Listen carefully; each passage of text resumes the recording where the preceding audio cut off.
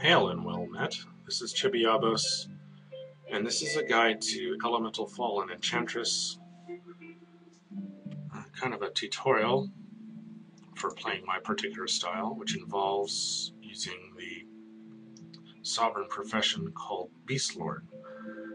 Beastlord enables your sovereign to cast a spell called Tame in tactical battles, which, if cast on an animal, will immediately and permanently convert that animal to your side, so they will fight for you.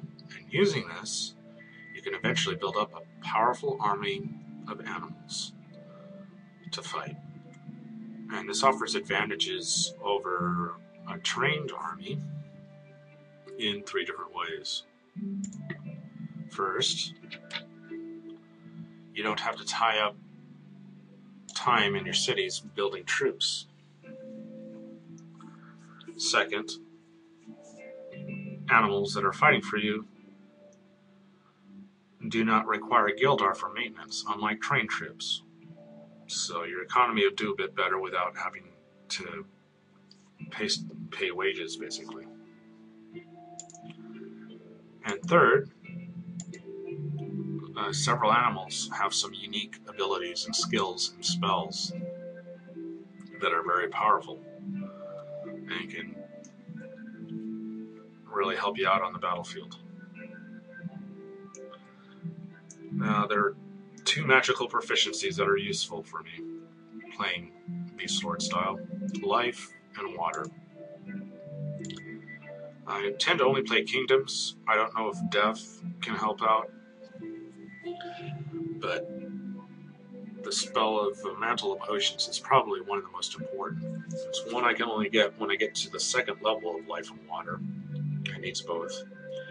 It greatly reduces the cost of the Tame spell and all tactical battle spells by 40% actually, which is significant because the Tame spell costs quite a bit of mana to start with. You can't keep casting it on every animal without keeping an eye on your mana anyway. It takes careful planning.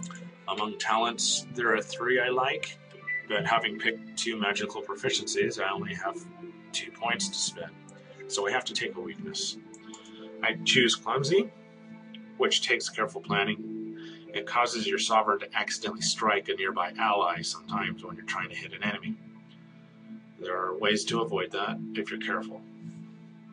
The talents I pick are Attunement, which helps recover mana, and as I said, Tame costs a lot of mana, so regenerating mana is something important.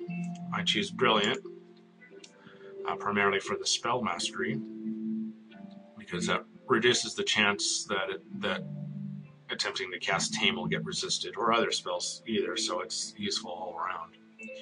And I also like taking Tactician. That grants an initiative bonus to all the units in my sovereign's army. I'm not going to fuss with clothes. I mean, it's really fun to pick a decent name and pick out a suit and set your color exactly, but my focus for this tutorial under appearance is picking a weapon, which is under appearance and then equipment. Now, initiative is very important, and I value it greatly. So,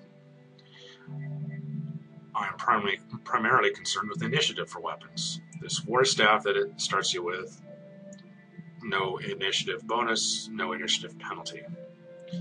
This warhammer over here has a 4-point initiative penalty. The spear, 0. The sword, a 2-point penalty. And this bow, an 8-point penalty. Well, obviously I don't want these penalties if I'm valuing initiative so much. So then it's a matter of choosing between the war staff, which is 8 blunt attack, and the spear, which is a 7 pierce attack. Now, 7 is less than 8, but the spear also comes with a feature of that it ignores 50% of the victim's defense. So if the victim has any kind of armor, it'll do a better job of getting through it. And then it also has the feature of whoever's wielding the spear is immune to counterattack. So if you attack an enemy and they ordinarily can counterattack, you'll be immune from it with a spear. And so I favor the spear.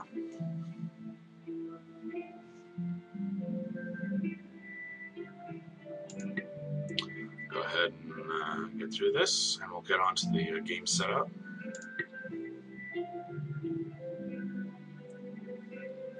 You can see the unique buildings that you get from having picked Paradin as my kingdom. I'll get access to a scrying pool, which is a unique building that gives an extra essence to my cities. And I'll also be able to research a technology that will unlock these spell tomes that I will then be able to purchase in cities and use on my champions to give them access to all 4 of these elemental magics: fire, earth, water, and air. You do not get, unfortunately, a tome for life or death if you choose Empire. Well, Paradin's a kingdom anyway, but you don't. There's unfortunately no life tome. But still, those 4 tomes can really greatly improve my champions and let me go the mage route with all of them. Now on to setting up the specifics of the world relevant to playing a Beastlord. I want a large world with dense monster frequencies. This will leave more of the world open, more wild areas left that don't fall in anyone's borders, where animals can spawn for some time, and that's good. We want that because we're building an army of animals. We need to tame as many as we can, so we need as many wilderness sources as possible. In terms of who opposes you, the relevancy here is, since we want more wild open spaces to spawn animals, it's best to have fewer players on the battlefield. I can't remember what the default is for a large world, but I think it's 5 to 7. I tune it down to 4. That way there's a lot more breathing room, and more areas will remain wilder longer to spawn more animals, so that we'll have more animals we can tame. And that's the last of the setup.